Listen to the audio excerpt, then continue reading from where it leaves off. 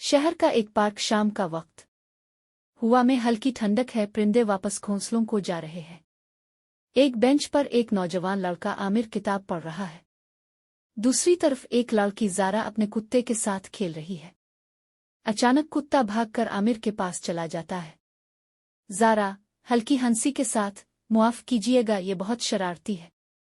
आमिर मुस्कुराते हुए, कोई बात नहीं, लगता है इसे भी किताबें पसंद है। ज़ारा क्या पढ़ रहे हैं? आमिर मोहब्बत की कहानी। लेकिन शायद हकीकत में ऐसी कहानियां कम ही होती हैं।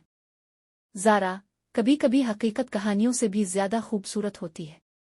यहीं से उनकी दोस्ती की शुरुआत होती है। कई महीने बाद आमिर और ज़ारा करीब आ चुके हैं। वो एक दूसरे के बगैर दिन गुजारने का तसव्वुर भी नहीं कर सकते।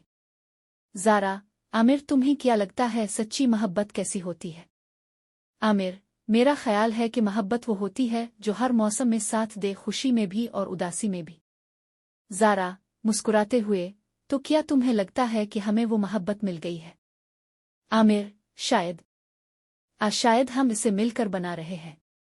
बारिश की रात, सड़क किनारे ज़ारा भीगी हुई खड़ी है, आंखों में आंसू हैं। आमिर बेचैन नजर आ रहा है। ज़ारा, आमिर, क्या मोहब्बत हमेशा आसान होती है? आमिर, नहीं। लेकिन जो मोहब्बत सच्ची हो वो कभी हार नहीं मानती। ज़ारा आहिस्ता से मुस्कराती है। आमिर इसका हाथ थाम लेता है। बैकग्राउंड में एक नर्म रोमांवी गाना बजने लगता है।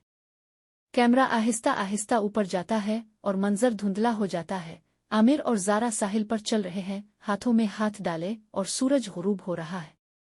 ज़ारा, मोहब्बत के रंग बहुत खूबसूरत होते हैं, बस उन्हें देखने के लिए सच्चा दिल चाहिए।